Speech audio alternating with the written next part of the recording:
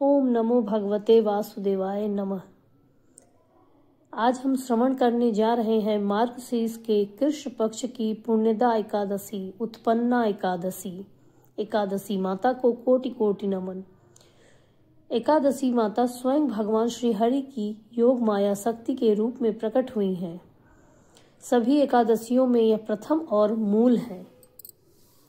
बहुत प्राचीन समय की बात है, जब त्रिलोकी में अंधकासुर नामक दैत्य ने अपना अत्याचार बढ़ाया।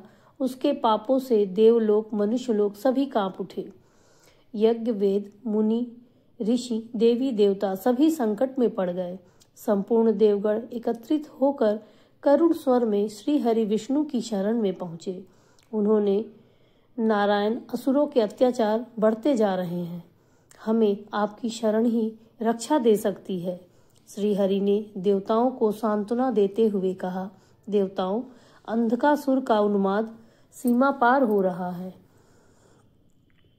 आज मैं अपनी योग माया शक्ति को प्रकट कर आप सभी की रक्षा करूंगा। यह कहकर भगवान विष्णु ने अपने परम तेज से एक अद्वितीय दिव्य कन्या को उत्पन्न किया। उसका वर्ण स्वर्ण के समान था। उसके उदय से दिशाएं प्रकाशमान हो गईं। देवताओं ने विस्मित होकर पूछा, हे प्रभु, हे हरि, हे विष्णु, यह दिव्य शक्ति कौन है? श्री हरि बोले, देवताओं, यह मेरी ही रचना है, पाप प्रशमन करुणामयी शक्ति एकादशी। आज इनके अवतरण का दिवस होने से इनका नाम उत्पन्ना एकादशी है। यह असुरों का संहार करेंगी और धर्म की पुनर्स्थापना करेंगी। उस दिव्य शक्ति ने विनय पूर्वक कहा, हे नारायण, आपकी आज्ञा क्या है? भगवान बोले, हे देवी, तुम अंधकासुर का वध कर धर्म का संतुलन स्थापित करो। तुम्हारे स्मरण मात्र से मनुष्य के जन्म जन्मांतर के पाप नष्ट होंगे। तुम्हारा व्रत करने वाले मेरे परम धाम को प्राप्त करेंगे। इतना सुनते ही दिव्य शक्ति शस्त्रों से सुसज्जित होकर रणभूमि में उतरी। उनके तेज के सामने अंधकासुर की शक्ति क्षीण हो गई। कुछ ही काल में उसने उस दैत्य का संहार कर दिया। देवताओं ने प्रसन्न होकर एकादशी देवी की स्तुति की। तब श्री हरि विष्णु ने उन्हें वरदान दिया कि हे देवी, जो भी मनुष्य उत्पन्ना एकादशी का व्रत भक्ति, शुद्ध हृदय एवं नियम पूर्वक करेगा, उसके सभी पाप नष्ट होंगे। उसके जीवन में धर्म, शांति और मोक्ष का मार्ग प्रशस्त होगा। एकादशी व्रत का स्मरण भी कल्पों के पापों को भस्म कर देगा।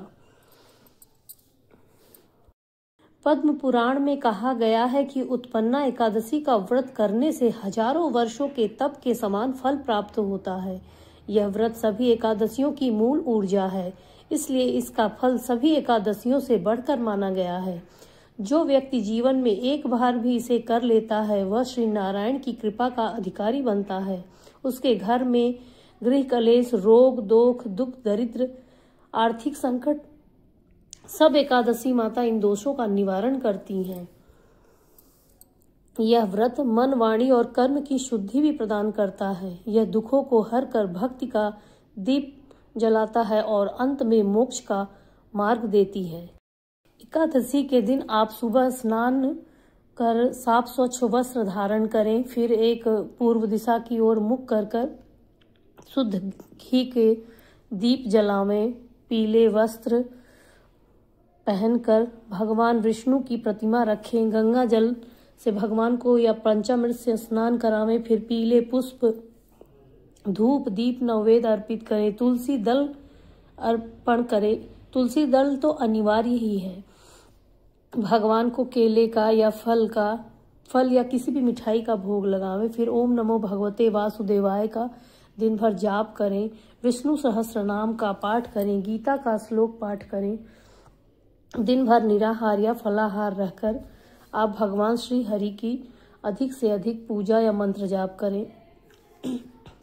रात्रि जागरण करें। हरि नाम से कीर्तन, भगवान का भजन, ये सब करें। फिर द्वादशी के दिन सूर्योदय के बाद आप स्नान ध्यान आदि करके ब्राह्मण को भोजन कराकर एकादशी व्रत का पारण करें। उत्पन्ना एकादशी वह पवित्र तिथि है जिस दिन भगवान श्री हरि की शक्ति स्वयं अवतरित हुई थी।